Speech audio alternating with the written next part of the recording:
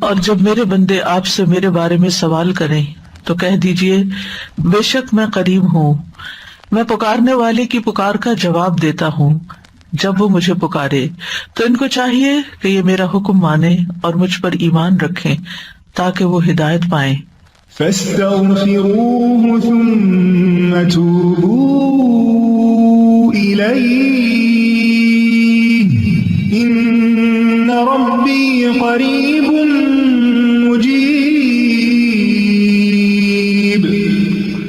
سو اس سے بخشش مانگو پھر اس کی طرف پلٹ آؤ، یقیناً میرا رب قریب ہے، قبول کرنے والا ہے۔ لا الہ الا اللہ واللہ اکبر والحمد للہ وسبحان اللہ ولا حول ولا قوة الا باللہ۔ اللہم صل علی محمد وعلی آل محمد کما صلیت علی ابراہیم وعلی آل ابراہیم انک حمید مجید۔ اللہم بارک علی محمد وعلی آل محمد کما بارکت علی ابراہیم وعلی آل ابراہیم انک حمید مجید۔ پروگرام قریب مجیب کے سلسلے میں آج ہم قرض کی ادائیگی کی دعاؤں کے بارے میں پڑھیں گے۔ اس سے پہلے ہم نے غم اور پریشانی اور مصیبت سے بچنے کی دعائیں پڑھی تھی۔ انسانی غموں میں سے ایک بڑا غم قرض کا غم ہوتا ہے۔ قرض ایک مصیبت ہے جس سے چھٹکارا پانا انسانی صحت کے لیے بہت ضروری ہے، اس کے دین اور ایمان کی حفاظت کے لیے بڑا ضروری ہے، اس کی آخرت کی نجات کے لیے بڑا ضروری ہے۔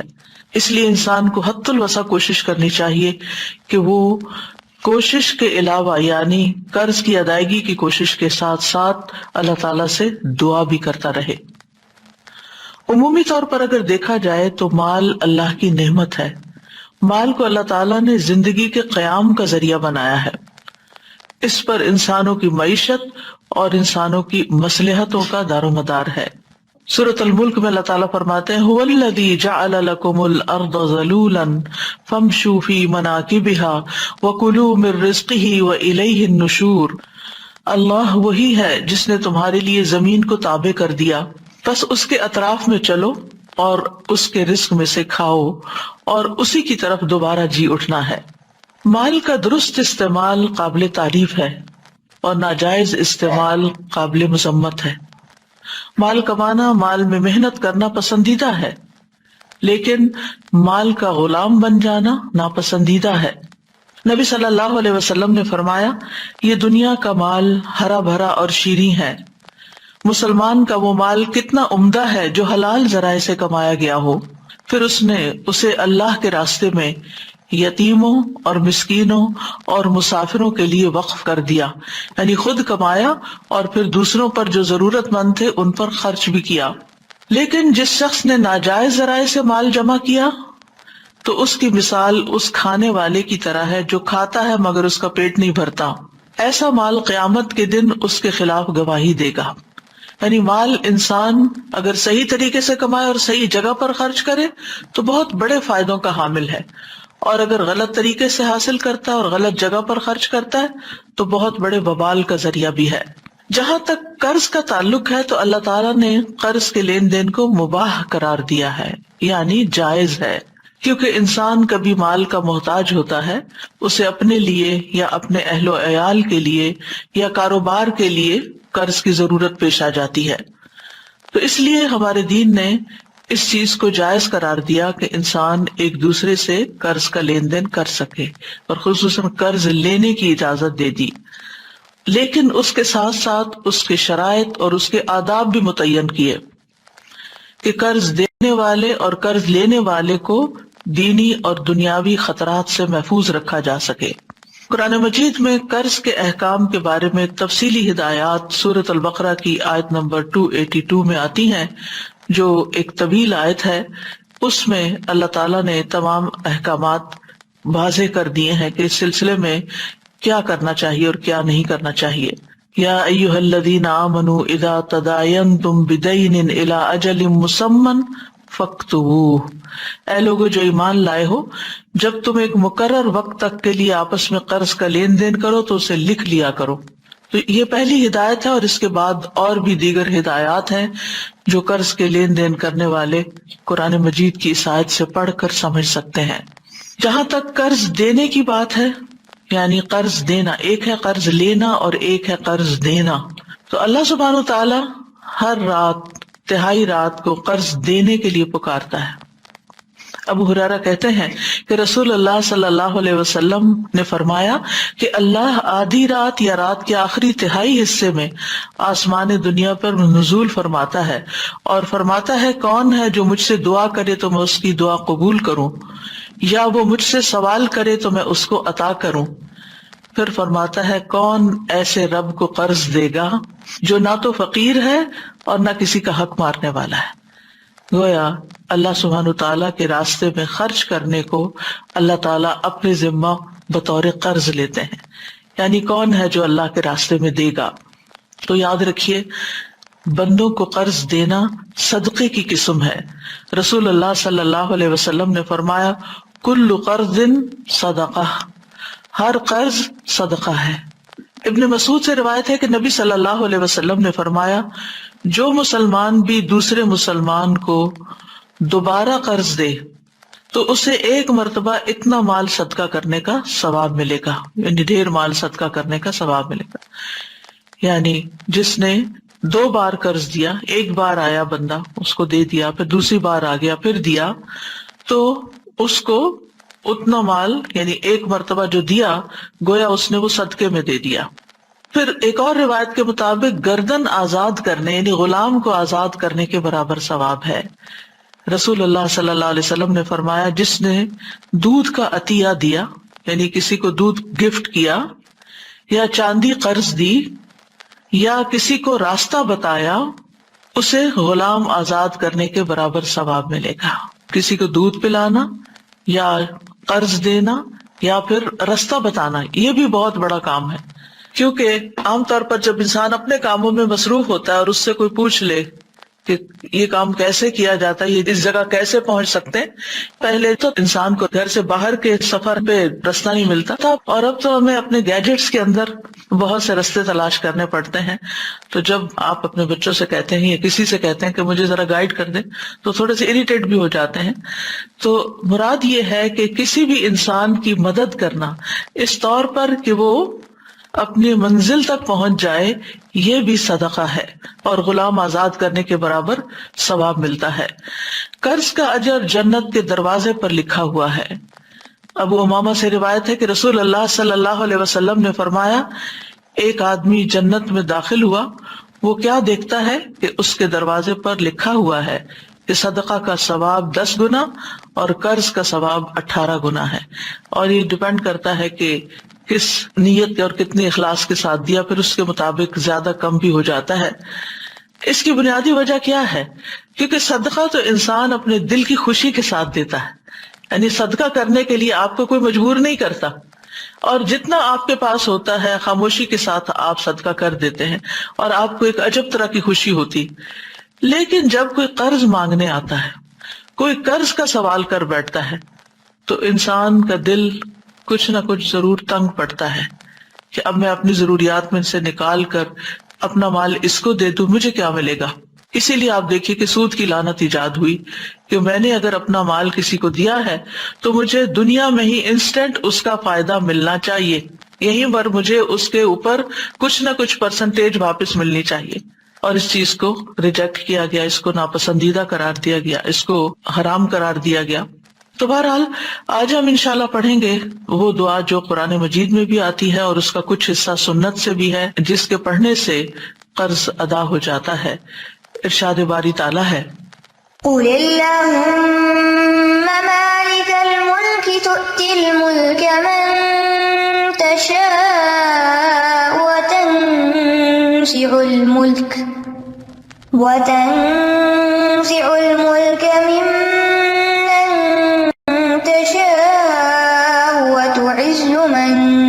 تشاء وتعز من تشاء وتذل من تشاء بيدك الخير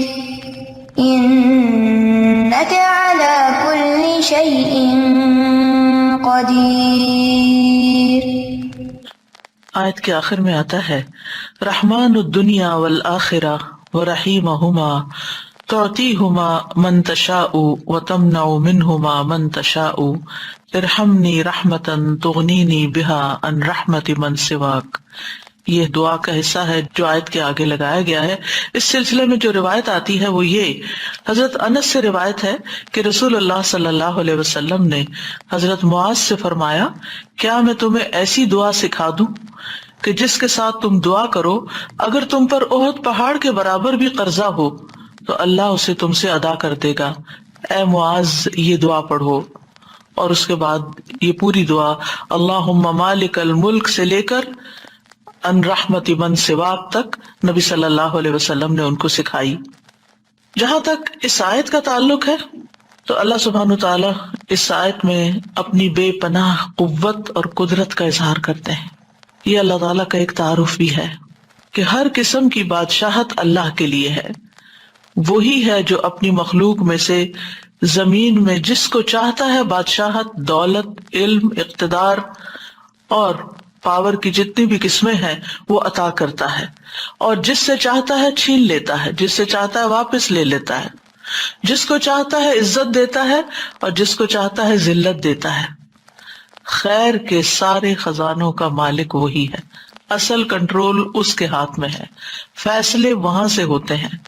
اللہم لا مانع لما اعطیت ولا معطی لما منعت ولا ينفع ذا الجد منک الجد. کوئی روک نہیں سکتا جسے اللہ عطا کرے اور کوئی دے نہیں سکتا جس کو اللہ نہ دے، جس سے اللہ روک دے. اس لیے اللہ سبحانہ وتعالیٰ سے انسان کو خیر اور بھلائی کا سوال کرتے رہنا چاہیے. اور اگر انسان قرض جیسی مصیبت میں پھنس گیا ہے تو اللہ تعالیٰ کی ان صفات کا واسطہ دے کر، ان کو وسیلہ بنا کر اللہ تعالیٰ سے دعا کرنی چاہیے. اس آیت کا شان نزول کچھ یوں ہے. ابن عباس کہتے ہیں اور انس بن مالک بھی دونوں روایت کرتے ہیں کہ جب رسول اللہ صلی اللہ علیہ وسلم نے مکہ فتح کیا اور اپنی امت سے فارس اور روم کی بادشاہت کے فتح ہونے کا وعدہ کیا تو منافق اور یہود کہنے لگے کہ ناممکن ہے، ناممکن ہے، پاسبل ہی نہیں، یہ تو بہت دور کی بات ہے. یعنی مکہ ابھی فتح ہوا ہے اور خوشخبری دی جا رہی ہے کہ روم اور فارس فتح ہو جائیں گے. محمد کیسے فارس اور روم کی بادشاہت کر سکتے ہیں؟ فارس اور روم والے تو ان سے بہت زیادہ طاقتور ہیں، بہت مضبوط ہیں. کیا محمد صلی اللہ علیہ وسلم کے لیے مکہ اور مدینہ کافی نہیں، یہاں تک کہ وہ فارس اور روم کی بادشاہت کی توقع لگا رہے ہیں؟ اس پر اللہ سبحانہ وتعالیٰ نے یہ آیت نازل فرمائی کہ یہ تو اللہ کے فیصلے ہیں، جس کو چاہے بادشاہت عطا کرے اور جس سے چاہے وہ چھین لے. یعنی انسان اپنی سوچ میں بہت لمیٹڈ ہے، بہت محدود ہے، بہت چھوٹی سوچ ہے، اس میں ابنڈنس نہیں ہے. لیکن اللہ سبحانہ وتعالیٰ کے خزانے تو کہیں وسیع ہیں، وہ تو جو چاہے کر سکتا ہے، جس کو جتنا چاہے عطا کر سکتا ہے. تو اس لیے جب بھی انسان کے دل پر کوئی ایسی گھبراہٹ چھانے لگے، چاہے مال سے متعلق ہو، چاہے کسی اور انسان کے مسئلے سے متعلق ہو، تو اس وقت انسان اللہ تعالیٰ کی ان صفات کا واسطہ دے کر دعا کرے. یعنی اپنے رب کی تعظیم کرتے ہوئے، اپنے رب کی بڑائی کا اظہار کرتے ہوئے، اس کا شکر ادا کرتے ہوئے، اس پر توکل کرتے ہوئے، اس سے تضرع اور عاجزی کرتے ہوئے اللہ تعالیٰ کی بارگاہ میں یوں پکارے اس کو، اے اللہ، اے بادشاہت کے مالک، قل اللہم مالک الملک، کہہ دیجیے اے اللہ جو مالک ہے ملک کا، یعنی ساری بادشاہت کا تو مالک ہے. مراد اس سے کیا ہے؟ نمبر 1، دنیا اور آخرت کے جتنے بھی معاملات ہیں وہ سب تیرے کنٹرول میں ہیں. دوسری بات یہ ہے کہ بندوں کا بھی مالک ہے، اور جو بندوں کے ہاتھ میں ہے، جو بندوں کی پوزیشن میں، اس کا بھی تو مالک ہے، مالک الملک. اور پھر اسی طرح بندوں کو کوئی بھی چیز دینے کا اختیار تیرے پاس ہے، چاہے وہ مال و دولت ہو، چاہے وہ نبوت ہو. کیونکہ لوگوں کو اس پر بھی اعتراض ہوتا تھا نا کہ محمد صلی اللہ علیہ وسلم کو کیوں نبی بنا دیا گیا، بلکہ ہر نبی کے بارے میں اس کی قوم کو اعتراض رہا. تو یہ بھی اللہ تعالیٰ کی اپنی تقسیم ہے، اللہ کی دین ہے. جس کو چاہے نبوت عطا کرے، جس کو چاہے مال دے، جس کو چاہے علم دے، جس کو چاہے بادشاہت دے، جس کو چاہے کو اقتدار دے، اور اسی طرح ان کو ریورس بھی کرنے پر پوری طرح قادر ہے. کوئی بھی اس پر اعتراض نہیں کر سکتا، کیونکہ حقیقی مالک اللہ ہے. فتعالى اللہ الملک الحق لا الہ الا ہوا رب العرش الکریم.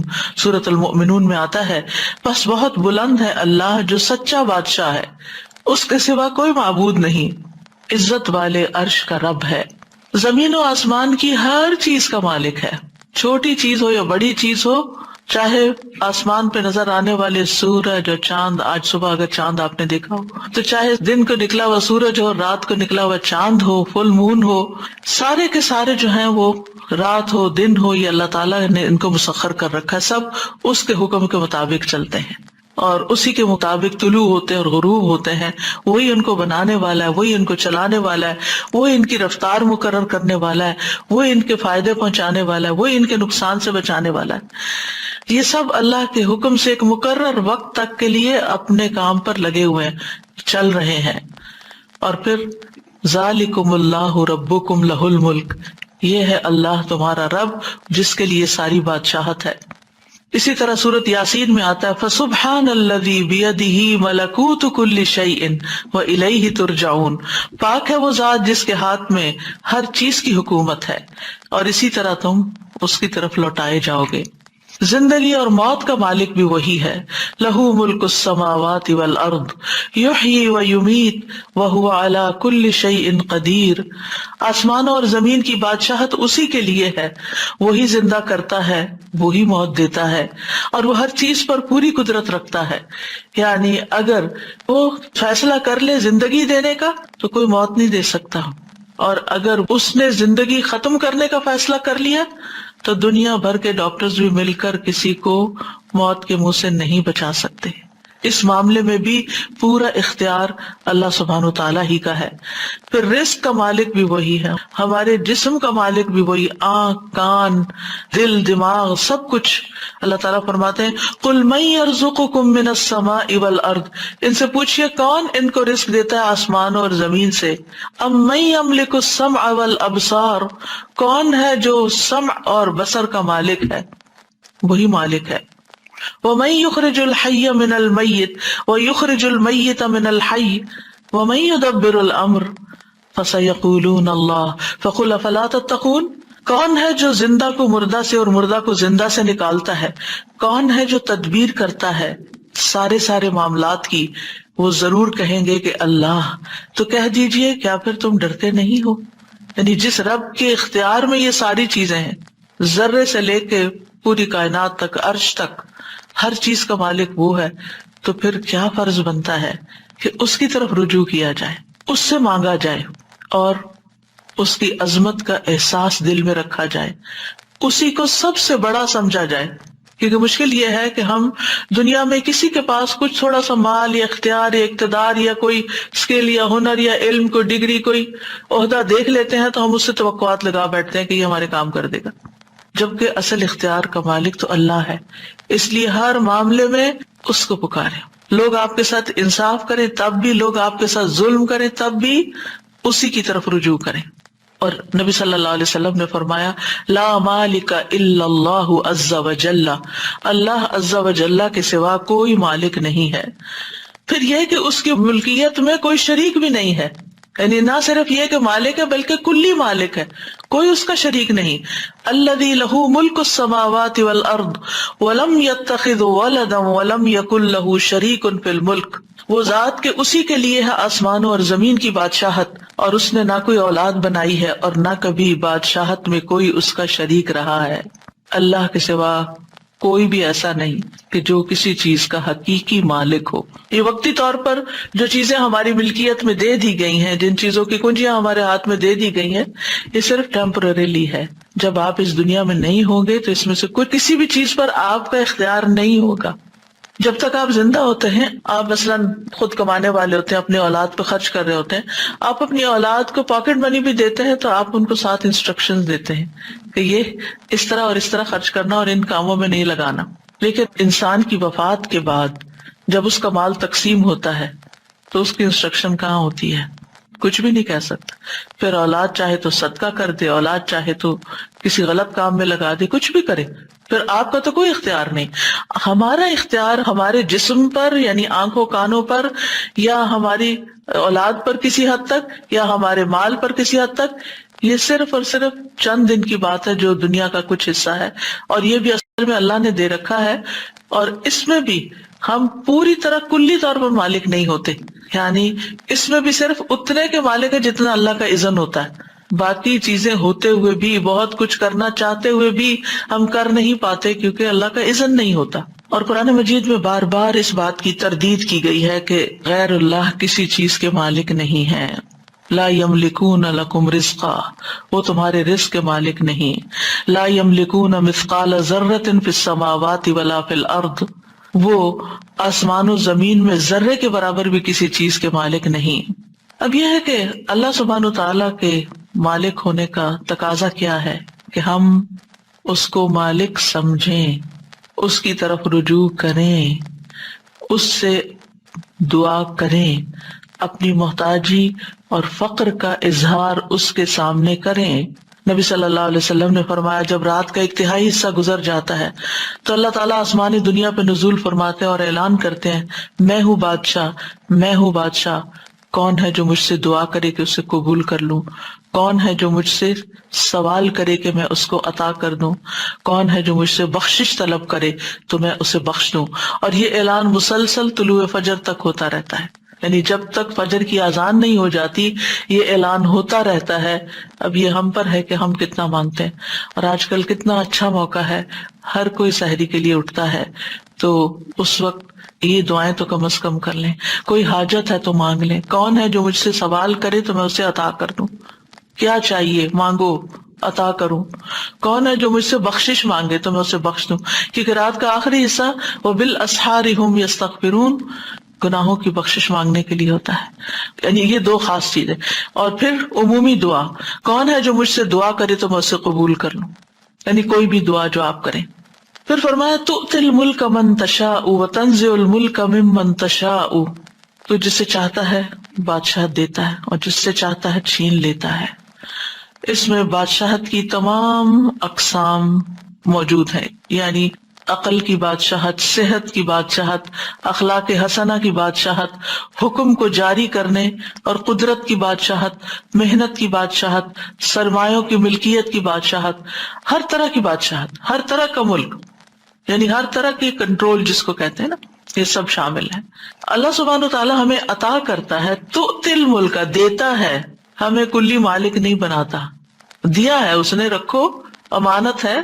اسی لیے آپ دیکھیں کہ جو مومن بندے ہوتے ہیں جب ان کے ہاتھ سے کوئی چیز چلی جاتی ہے، کوئی مال چلا جاتا ہے یا اولاد میں سے کوئی چلا جاتا ہے، تو وہ کیا کہتے ہیں کہ یا اللہ یہ تیری امانت تھی، تو نے واپس لے لی، ہم تیرے فیصلے پر راضی ہیں. اور اس طرح اللہ تعالیٰ ان کے دل کو قرار دے دیتا ہے کہ میرے بندے نے خوشی خوشی امانت واپس کر دی. یہ ہماری جان بھی کیا ہے، یہ ہمارا بدن کیا ہے، ہمارے پاس امانت ہے، اور ایک دن ہمیں یہ واپس لوٹا دینی ہے جو اس کا اصل مالک ہے. یعنی ہم بے اختیار ہیں، ہم صاحب اختیار نہیں ہیں، اصل مالک اللہ رب العزت ہے، مطلق اختیار اسی کے پاس ہے. تو چونکہ اللہ مالک بناتا ہے، بندے کے پاس جو کچھ ہوتا ہے اللہ نے دیا ہوتا ہے، اس لیے بندے کو چاہیے کہ اس پر اللہ ہی کی مرضی کے مطابق تصرف کرے. وہ کس طرح چاہتا ہے کہ ہم اپنی آنکھیں استعمال کریں، وہ کیا چاہتا ہے کہ ہم اپنی زبان کیسے استعمال کریں، وہ کیا چاہتا ہے کہ ہم اپنے کان کہاں استعمال کریں، وہ کیا چاہتا ہے کہ ہم اپنے پاؤں کہاں استعمال کریں، وہ کیا چاہتا ہے کہ ہم اپنا مال کہاں استعمال کریں. جتنی بھی چیزیں اللہ نے ہمارے اختیار میں دی ہیں، ان سب کے بارے میں ہمیں ضرور دیکھنا چاہیے کہ کیا وہ اللہ کی مرضی کے مطابق استعمال ہو رہی ہیں یا اللہ کی ناراضگی کے ساتھ استعمال ہو رہی ہیں. کیونکہ اللہ سبحانہ تعالیٰ جب چاہے ان کو واپس بھی لے سکتا ہے. اگر ہم نے اللہ کو ناراض کیا تو وہ کچھ بھی واپس لے سکتا ہے، کیونکہ اصل اختیار تو اس کا، اصل مالک تو وہی ہے. تو تنزع الملک، تو ملک کو کھینچ لیتا ہے. تو نزع کا ایک معنی لے لینا اور ایک معنی روک دینا، یعنی جس کو تو چاہتا ہے دیتا ہے، جس سے چاہتا ہے روک لیتا ہے، نہیں دیتا. اور جس کو چاہتا ہے دے کے پھر وہ واپس لے لیتا ہے، کھینچ لیتا ہے، یعنی دینے کے بعد پھر چھین لیتا ہے، کیونکہ سارے کا سارا فضل اللہ کے ہاتھ میں ہے۔ قل ان الفضل بید اللہ یؤتیہ من یشاء واللہ واسع علیم، ان سے کہیے کہ فضل تو اللہ کے اختیار میں ہے، وہ جسے چاہے دے دے، کیونکہ وہ بہت وسعت والا اور سب کچھ جاننے والا ہے۔ آسمان اور زمین کی کنجیاں اللہ کے لیے ہیں۔ لہ مقالید السماوات والارض یبسط الرزق لمن یشاء ویقدر انہ بکل شیء علیم، اسی کے لیے ہے کنجیاں آسمانوں اور زمین کی، جس کے لیے چاہتا ہے کشادہ کر دیتا ہے اور جس کے لیے چاہتا ہے تنگ کر دیتا ہے، ہر چیز کو خوب جاننے والا ہے۔ واللہ یقبض ویبسط والیہ ترجعون، اور جس کو جتنا چاہتا ہے دیتا ہے۔ قارون کو بڑے بڑے خزانوں کا مالک بنا دیتا ہے اور جب چاہتا ہے اس سے واپس بھی لے لیتا ہے۔ تو بات یہ ہے کہ ہمارے پاس جو بھی کوئی نعمت ہے، وما بکم من نعمت فمن اللہ، اس لیے ہمیں کسی معاملے میں غرور اور تکبر کا شکار نہیں ہونا چاہیے کہ یہ میں ہوں، یہ میرا ہے، یہ میرے پاس ہے۔ یہ 4 ہلاک کر دینے والے کلمات ہیں جو قرآن مجید میں آئے ہیں۔ انا خیر منہ، انا میں، لی الیس لی ملک مصر، انا خیر منہ کس نے کہا تھا؟ شیطان نے، اور الیس لی ملک مصر فرعون نے کہا تھا۔ اندی میرے پاس ہے، قال انما اوتیتہ علی علم اندی، قارون نے کہا تھا۔ نحن اولو قوت، ہم قوت والے ہیں، یہ کس نے کہا تھا؟ ملکہ سبا جو تھی اس کے درباریوں نے کہا تھا۔ لیکن ان سب کی قوت اور پاور اور ان کے اختیارات اور ملکیت پھر کہاں گئی؟ یہ عام لوگوں جیسے نہیں تھے، ان کے پاس بہت بڑی بڑی قوتیں تھی، بہت بڑا بڑا اختیار تھا، وہ چلا گیا تو پھر ہم جیسے معمولی لوگوں کا کیا حال ہے۔ اس لیے کسی بھی چیز پر فخر اور غرور نہیں ہونا چاہیے۔ وَتُعِزُّ مَن تَشَاءُ وَتُذِلُّ مَن تَشَاءُ، تو ہی جسے چاہتا ہے عزت دیتا ہے اور جس کو چاہتا ہے ذلت دیتا ہے۔ عزت کا معنی طاقت اور غلبہ بھی ہوتا ہے، صرف بادشاہت ہی نہیں، یعنی عزت و ذلت کا مالک بھی ہے، یعنی کہ یہ بادشاہت کے ساتھ بھی لازم ہے اور اس کے علاوہ بھی، یعنی اطاعت کے ذریعے عزت اور نافرمانی کے ذریعے ذلت دیتا ہے، مدد دے کر عزت اور مغلوب کر کے ذلت دیتا ہے، مال دے کر عزت اور محتاج کر کے ذلت دیتا ہے، یہ سب کچھ اللہ کے اختیار میں۔ لیکن اللہ اپنے اولیاء کو ذلیل نہیں کرتا۔ اللہ کے اولیاء جو ہوتے ہیں، اللہ کے جو دوست ہوتے ہیں، وہ اطاعت کرتے ہیں، نافرمانی نہیں کرتے، پھر بھی ان کا نقصان ہو جاتے ہیں۔ وہ دوسروں کی مدد کرتے ہیں لیکن خود بعض اوقات مغلوب ہو جاتے ہیں۔ وہ دوسروں کو دینے والے ہوتے ہیں لیکن خود کبھی محتاج ہو جاتے ہیں۔ یہ سب کچھ کیا ہے؟ یہ ان کی آزمائش کے لیے ہوتا ہے، اللہ تعالیٰ کی ناراضگی کی وجہ سے نہیں ہوتا۔ یعنی اللہ تعالیٰ ان کو ذلیل نہیں کرنا چاہتا، بلکہ اس کے عوض ان کو اجر عظیم دینا چاہتا ہے، ان کو مزید نوازنا چاہتا ہے۔ وہ چھوٹی چیز لیتا ہے اور ہمیشہ بڑی دیتا ہے، چاہے دنیا میں دے چاہے آخرت میں دے، بعض اوقات دونوں جگہ دیتا ہے۔ یعنی اللہ سبحانہ تعالیٰ ایک حرف پڑھنے کی 10 نیکیاں دیتا ہے، کمی تو اس کے پاس ہے ہی نہیں، وہ بہت کچھ دینے والا ہے۔ تو جو بندے اطاعت کے ساتھ، اللہ کی فرما برداری کے ساتھ اللہ کی مدد مانگتے رہتے ہیں، اللہ سبحانہ تعالیٰ ان کو بھی دیتا ہے، دنیا میں بھی دیتا ہے، اور آخرت میں تو پھر اس نے وعدے ہی کر رکھے ہیں۔ اس کے برعکس جب انسان خود پسند بنتا ہے اور اکڑتا ہے اور غرور کرتا ہے اور بڑی بڑی باتیں زبان سے نکال لیتا ہے تو بعض اوقات پھر کیا ہوتا ہے، اللہ تعالیٰ اس کو بے یار و مددگار چھوڑ دیتے ہیں، اس کو ذلت سے دوچار کر دیتے ہیں۔ بیدک الخیر، خیر تو صرف تیرے ہاتھ میں ہے، یعنی ہر طرح کی خیر اللہ کے پاس ہے۔ اور ید کا لفظ یہاں پورے مکمل کنٹرول کے لیے بھی ہے نا، یعنی اللہ کے ہاتھ میں، کسی اور کے ہاتھ میں نہیں۔ خیر کیا ہوتی ہے؟ ہر وہ چیز خیر ہے جس میں بندے کے لیے مصلحت اور فائدہ ہوتا ہے، یعنی ہمارے لیے ہر فائدے کی چیز خیر ہے۔ یہ خیر خواہ دنیا کے کاموں میں ہو یا آخرت کے کاموں میں ہے، رزق ہے، صحت ہے، علم ہے، مال ہے اور نیک عمل، یہ سب خیر ہی خیر ہے، ان سب پر خیر کا اطلاق ہوتا ہے۔ اور یہ نہیں کہا کہ بیدک الشر، کیونکہ والشر لیس الیک، شر کی نسبت اللہ کی طرف نہیں کرتے۔ اللہ سبحانہ تعالیٰ نے ہر چیز کے اندر خیر شر رکھ دیا ہے، لیکن وہ جس بندے کے ساتھ اس کا واسطہ پڑتا ہے اس کے حساب سے اس کے لیے خیر یا شر بن جاتی۔ تو اللہ سبحانہ تعالیٰ خیر ہی کا کام کرتا ہے، شر کا کام نہیں کرتا۔ لیکن ایک ہی چیز آپ نے دیکھا ہوگا ایک بندے کے لیے خیر کا سبب ہوتی ہے، اسی طرح کی وہی چیز دوسرے بندے کے لیے شر کا سبب ہوتی ہے۔ اب آپ دیکھیں بعض لوگوں کے جسم میں نمک کی کمی ہو جاتی ہے، تو نمک تو بذات خود نمک ہے نا، وہ تو خیر شر نہیں ہے نا، لیکن وہ نمک ایک بندے کے لیے خیر کا باعث بن جاتا ہے جس کے جسم سے نمک کم ہو رہا ہو اور وہ مرنے کے قریب ہو تو اس کو یعنی کہ ایکسٹرا پہنچاتے ہیں۔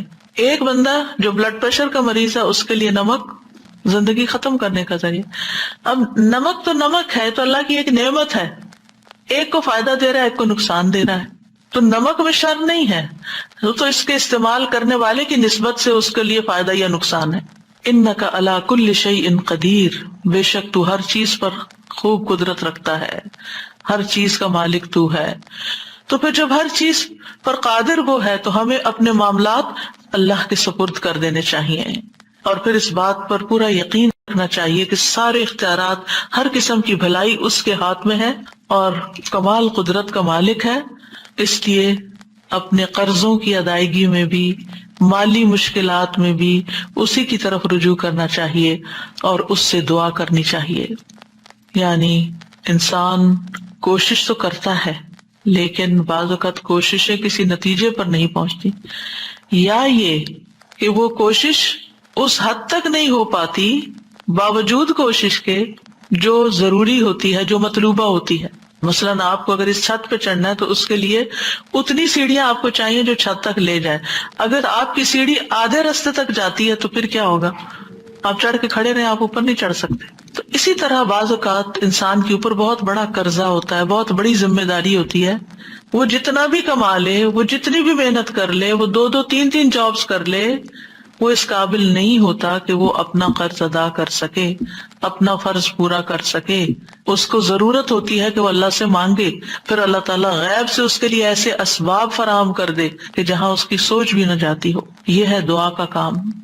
جہاں تک قرض کا تعلق ہے تو قرض لینے سے حتی الامکان بچنا چاہیے۔ ہر معاملے میں انسان اللہ سے مدد مانگے، قرض سے بچے۔ طارق کہتے ہیں کہ انہوں نے ابن ابی اوفا سے سنا کہ ایک شخص کے بارے میں سوال کیا گیا کہ کیا وہ قرض لے کے حج کر سکتا ہے، قرض لے کے چلا جائے؟ انہوں نے کہا وہ اللہ سے رزق مانگے، قرض نہ مانگے، یعنی قرض نہ لے، اللہ سے رزق مانگے کہ اللہ اتنی وسعت پیدا کر دے کہ وہ حج کر سکے۔ آج سے آپ یوں کہ 100 سال پہلے یا 50-60 سال پہلے لوگ صرف وہ خریدتے تھے جو ان کے پاس ہوتا تھا، اور شدید ضرورت جب پیش آتی تھی، کوئی اچانک بیماری آ گئی یا کوئی اور مصیبت آ گئی تو وہ قرض لے لیا کرتے تھے۔ صرف اس وقت قرض لیا جاتا تھا جب شدید ضرورت ہوتی تھی، لیکن اس وقت ہر بندے کو قرض لینے پر ابھارا جاتا ہے۔ کریڈٹ کارڈ کی شکل میں آپ دیکھیں کہ ہر شخص کسی نہ کسی طرح قرض کے تلے ہوتا ہے۔ آپ کے ہاتھ میں کچھ بھی نہیں ہے اور آپ چیز خریدے جا رہے ہیں تو گویا آپ قرض پر ہی ایک طرح سے خرید رہے ہیں، اور پھر اگر آپ اس لمیٹڈ عرصے میں مقرر تاریخ تک وہ قرض ادا نہیں کرتے تو پھر آپ کے اوپر کیا آ جاتا ہے؟ سود آ جاتا ہے۔ اور اس طرح آپ دیکھیں کہ بعض لوگ صرف خواہشات پوری کرنے کی، ان کی ضرورت نہیں ہوتی چیزیں، چونکہ آسان ہے اس چیز کا حاصل کرنا۔ یعنی اس وقت دنیا میں بہت سارے لوگ ایسے ہیں کہ جو وہ کچھ اپنے پاس رکھتے ہیں جن کے وہ حقیقی مالک نہیں ہے، وہ ان کی پوزیشن میں نہیں ہے چیزیں، وہ سب قرض پر لی ہوئی ہیں، اور قرض اتنا زیادہ کہ سب کچھ بیک وقت دینے کی بھی ہمت استطاعت نہیں ہے۔ تو آپ دیکھیے کہ بلا وجہ ایسی چیزیں خریدنا اور اپنے آپ کو قرض تلے رکھنا یہ ناپسندیدہ ہے۔ ابن ابی اوفا سے سوال کیا کہ ایک شخص حج کے لیے قرض لے سکتا ہے یا نہیں، تو انہوں نے کہا کہ نہیں۔ یعنی حج کس پر فرض ہے؟ جس کے پاس وسعت ہے، اس پر تو فرض ہی نہیں جس کے پاس وسعت نہیں۔ وہ قرض لے کر کیوں حج کرنا چاہتا ہے؟ قرض لینا دراصل اپنے آپ کو امن سے نکال کر خوف میں مبتلا کرنا ہے۔ چاہے آپ کے بینک میں پیسے ہوں اور آپ سمجھتے ہو کہ آپ کا ڈیٹ جلدی ادا ہو جائے گا، لیکن پھر بھی جو آپ کے ہاتھ میں ہے وہاں سے خریداری کریں بنسبت اس ذریعے کے کہ جو آپ کے ہاتھ میں نہیں، اور آپ قرض لے کے خریداری کریں اور پھر آپ کا قرض چکایا جائے۔ عقبہ بن عامر کہتے ہیں کہ رسول اللہ صلی اللہ علیہ وسلم نے فرمایا، اپنے آپ کو پرامن ہونے کے بعد خطرے میں مبتلا نہ کیا کرو۔ لوگوں نے پوچھا یا رسول اللہ صلی اللہ علیہ وسلم وہ کیسے؟ فرمایا قرض لے کر۔ یعنی جب آپ قرض لیتے ہیں، چاہے آپ کہیں یا نہ کہیں، آپ کے اوپر ایک سٹریس ضرور آتا ہے۔ آج کی زندگی میں بہت کچھ انسان کے پاس نعمتوں کی فراوانی ہوتے ہوئے بھی وہ سٹریس کا شکار کیوں ہے؟ اپنے لائف سٹائل کی وجہ سے۔ کہ وہ قرض کے لین دین کو آسان سمجھتا ہے. جو شخص قرض سے پاک ہو اس کے لیے جنت کی ضمانت ہے. یعنی ایسی زندگی گزارو کہ جس میں قرض نہ ہو. نبی صلی اللہ علیہ وسلم نے فرمایا جس شخص کی روح جسم سے اس حال میں جدا ہو کہ وہ 3 چیزوں سے بری ہو، یعنی 3 چیزیں اس کے اندر نہیں، وہ جنت میں داخل ہوگا. نمبر 1 تکبر نہیں اس کے دل، اپنے آپ کو کوئی چیز نہیں سمجھتا. دوسرا ہے قرض، اور تیسرا ہے مال غنیمت میں خیانت، کہ اس کے پاس مال غنیمت ہے یا آپ یوں سمجھے کہ وہ اللہ کے مال کا مالک ہے، جیسے کسی نے اس کے ہاتھ میں ڈونیشن رکھی یا اس کو کوئی امانت اس طرح کی دی اور پھر وہ اس میں خیانت کر لیتا ہے، وہ اپنے اوپر خرچ کر لیتا ہے یا اپنی مرضی سے اس میں جس کام کے لیے کسی نے دیا وہ نہیں کرتا، کچھ اور شروع کر دیتا ہے. یعنی کسی کے مال کو اپنے اختیارات سے استعمال کرنا شروع کر دیتا ہے. تو جو شخص ان 3 چیزوں سے پاک ہوگا اس کے لیے جنت کی ضمانت ہے. لہٰذا قرض میں زندگی بسر نہ کرے انسان. ہاں اگر کسی کے پاس کوئی شرعی مقصد ہو تو اس کے لیے قرض لینے کا جواز ہو سکتا ہے، یعنی شرعی طور پر ضرورت مند ہے. رسول اللہ صلی اللہ علیہ وسلم نے فرمایا اللہ قرض لینے والے کے ساتھ ہے یہاں تک کہ وہ اپنا قرضہ ادا کر دے، بشرطے کہ قرضہ ایسے مقصد کے لیے نہ ہو جو اللہ کو ناپسند ہے. راوی کہتے ہیں کہ عبداللہ بن جعفر اپنے خزانچی سے فرماتے تھے کہ جاؤ اور میرے لیے قرضہ لاؤ، اس لیے کہ مجھے ناپسند ہے کہ میں ایک رات بھی ایسی گزاروں مگر یہ کہ اللہ میرے ساتھ ہو. جب سے میں نے اللہ کے رسول صلی اللہ علیہ وسلم کی یہ حدیث سنی، یعنی اگر کسی نے جائز مقصد کے لیے قرض لے رکھا ہے تو اللہ تعالیٰ اس کی مدد کرے گا، اس کا قرضہ بھی اترے گا اور اللہ اس کے ساتھ ہے. اور یہ کون شخص ہے؟ جو واقعی شدید ضرورت مند ہے، حقیقی معنوں میں ضرورت مند ہے. اس سلسلے میں ایک اور بات بھی یاد رکھیے کہ بعض اوقات آپ کو اپنی ذاتی ضرورت کے لیے قرض نہیں لینا ہوتا، لیکن آپ کے سامنے کوئی ایسا شخص آ جاتا ہے جو انتہائی شدید حاجت کا شکار ہے اور آپ خود کچھ نہیں کر سکتے، تو آپ کسی سے قرض لے کر اس کی مدد کر سکتے ہیں، کیونکہ اس کو کوئی قرضہ نہیں دے گا، لیکن آپ کی چونکہ ایک ریلائبلٹی ہے، ٹرسٹ ہے لوگوں کو آپ پر، تو آپ کو کوئی دے دے گا تو آپ لے کر اس کی ضرورت پوری کر دیں اور پھر آپ اپنا قرضہ ادا کرتے رہیں. بلال رضی اللہ عنہ سے مروی ہے کہ جب رسول اللہ صلی اللہ علیہ وسلم کے پاس کوئی انسان آتا، آپ اس کو ننگا دیکھتے، یعنی اس کے پاس پراپر ڈریس نہیں ہے، تو مجھے حکم کرتے، میں جاتا اور قرض لے کر اس کے لیے چادر خرید لاتا، اسے پہننے کے لیے دیتا اور اسے کھانا کھلاتا. یعنی یہ ایک جائز صورت ہے جس میں انسان ایسا کر سکتا ہے، لیکن وہ بھی ادائیگی کی نیت کے ساتھ. جہاں تک قرض کے آداب کا تعلق ہے تو قرض کے تمام لین دین میں مدتوں کی تحدید ضروری ہے کہ کتنے عرصے کے لیے قرض لیا جا رہا ہے. اوپن اینڈ نہیں ہونا چاہیے، 10 دن کے لیے دے دیں، 10 مہینے کے لیے دے دیں، 10 سال کے لیے دے دیں. تو ٹائم پیریڈ الی اجل مسمى. دوسری بات یہ کہ لیتے یا دیتے وقت اس کو لکھنا ضروری ہے. تیسری بات یہ کہ لکھنے والا عدل و انصاف کے ساتھ لکھے، کسی قرابت یا عداوت سے متاثر نہ ہو. چوتھی بات یہ ہے کہ قرض دار جب لوگوں کے حقوق کاتب کو لکھوائے تو اللہ سے ڈرے اور اس میں کمی بیشی نہ کرے. نمبر 5، خرید و فروخت اور لین دین میں گواہ مقرر کرنا بہتر ہے، نہ ہو تو کوئی بات نہیں. نمبر 6، گواہ 2 مرد یا 1 مرد اور 2 عورتیں ہوں گی. 2 عورتیں کیوں؟ تاکہ ان پر ذمہ داری کم آئے، بوجھ کم پڑے. نمبر 7، جب گواہ کی ضرورت پڑے تو اس کو انکار نہیں کرنا چاہیے، اسے حاضر ہو جانا چاہیے گواہی دینے کے لیے. قرض واپس مانگنے والے کو اجازت ہے کہ وہ سختی کر سکتا ہے، سختی سے واپس مانگ سکتا ہے. ایک شخص نبی صلی اللہ علیہ وسلم کے پاس اپنے قرض کا تقاضا کرنے کے لیے آیا اور سخت گفتگو کرنے لگا، یعنی اپنی گفتگو میں وہ ہارش ہو گیا. آپ کے صحابہ غصے میں اس کی طرف بڑھے کہ تم اللہ کے رسول صلی اللہ علیہ وسلم کے ساتھ یہ معاملہ کر رہے ہو. لیکن رسول اللہ صلی اللہ علیہ وسلم نے فرمایا کہ اسے چھوڑ دو، کیونکہ جس کا کسی پر حق ہو تو وہ بات کہنے کا بھی حق رکھتا ہے. پھر آپ نے فرمایا اس کے قرض والے جانور کی عمر کا 1 جانور اسے دے دو. صحابہ نے عرض کیا یا رسول اللہ صلی اللہ علیہ وسلم، اس سے زیادہ عمر کا جانور تو ہے لیکن اس عمر کا نہیں ہے جتنا اس کو دینا بنتا ہے. آپ نے فرمایا اسے وہی دے دو، کیونکہ سب سے اچھا آدمی وہ ہے جو دوسروں کا حق پوری طرح ادا کرتا ہو. لیکن اگر کسی کے پاس مال ہے اور وہ قرض دینے میں ٹال مٹول کر رہا ہے، جان بوجھ کے نہیں دے رہا کہ میں تھوڑا اور انجوائے کر لوں کسی اور کے مال سے، تو یہ انتہائی غلط ہے. رسول اللہ صلی اللہ علیہ وسلم نے فرمایا قرض ادا کرنے میں مالدار کی طرف سے ٹال مٹول کرنا ظلم ہے، اور اگر تم میں سے کسی کا قرض کسی مالدار کے حوالے کیا جائے تو اسے قبول کرے. یعنی قرض خواہ کو کہا جائے کسی دوسرے نے میرا قرض دینا ہے، اس سے لے لو، تو وہ مان جائے اچھا ٹھیک ہے میں اس سے لے لیتا ہوں. قرض ادا کرنے کی قدرت ہونے کے باوجود اگر کوئی ٹال مٹول کرے تو سزا بھی دی جا سکتی ہے. رسول اللہ صلی اللہ علیہ وسلم نے فرمایا مالدار آدمی کا ٹال مٹول کرنا اس کی عزت کو حلال کر دیتا ہے. یعنی لوگ پھر اس پہ باتیں بنانے لگتے ہیں، اس کی سزا کو جائز کر دیتا ہے۔ ابن مبارک کہتے ہیں عزت حلال کرنے کا مطلب ہے کہ اس سے سخت کلامی کی جائے، اور سزا کا مطلب ہے کہ اس کو قید کر دیا جائے، یعنی اس پر کوئی عدالت کی طرف سے پھر پنشمنٹ دی جائے۔ قرض کو ہمیشہ اچھے طریقے سے ادا کرنا چاہیے۔ جابر بن عبداللہ کہتے ہیں میں نبی صلی اللہ علیہ وسلم کی خدمت میں حاضر ہوا، آپ اس وقت مسجد میں تشریف فرما تھے، آپ نے فرمایا پہلے 2 رکعت نماز پڑھ لو، اور میرا نبی صلی اللہ علیہ وسلم پر کچھ قرض تھا جسے آپ نے ادا کیا اور زیادہ دیا، یعنی جب آپ لوٹاتے تھے تو زیادہ دیتے تھے، کمی نہیں کرنی چاہیے۔ جس کا قرض دینا ہو اس کو ہدیہ نہیں دینا چاہیے، یعنی آپ اس کو گفٹ نہیں دے سکتے۔ مثلاً آپ نے کسی سے قرضہ لیا، قرضہ لوٹانے کی بجائے آپ اس کو گفٹ دے رہے ہیں، یہ درست نہیں، یہ سود ہوگا۔ سعید بن ابی بردہ اپنے والد سے روایت کرتے ہیں کہ میں مدینہ آیا تو میں نے عبداللہ بن سلام رضی اللہ عنہ سے ملاقات کی، انہوں نے کہا آؤ میں تمہیں ستو اور کھجور کھلاؤں گا، اور تم ایک مکان میں داخل ہو گئے جس میں رسول اللہ صلی اللہ علیہ وسلم بھی تشریف لے گئے تھے۔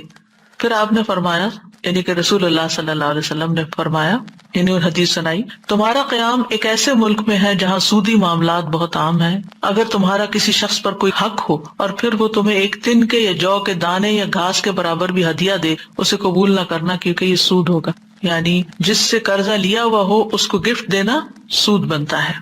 اسی طرح ہمارا دین ہمیں یہ بھی سکھاتا ہے کہ کسی کے قرضے کی ذمہ داری لے لی جائے۔ کسی غریب نے قرضہ لیا، وہ نہیں ادا کر پا رہا،